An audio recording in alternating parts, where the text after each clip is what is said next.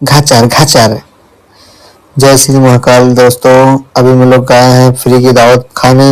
अभी ये हमारे गांव से थोड़ा दूर पे है, चलते हैं आपको दिखाते हैं। मैं फुल मूड में हूँ। अभी ये रास्ता है कितना खराब है भाई, फिर भी मैं दावत खाने जाना है तो भाई चलना पड़ेगा।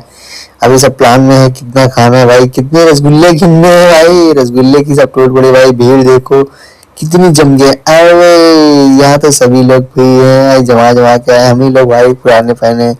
ये अपना बंदा खा रहा है, देखो भाई घस घस खा रहा है। जल्दी जल्दी खा लेता हूँ नहीं तो भिल्ली। ये भाई फुल मूड में भाई, मैं आज खाऊंगा बहुत ज्यादा कॉप कॉप कॉप करके। जल्दी जल्दी खा भाई तू, वही हंसी मजाक नहीं चलेगा यहाँ पर। ये भाई इसके पास चलते हैं, देखते हैं ये कैसे खाता खाना।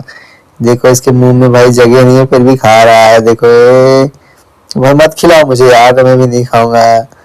ये खा ले भाई तो आराम, देखो मुंह में जगह नहीं है, गच गच करके खा रहा है। ले गप गप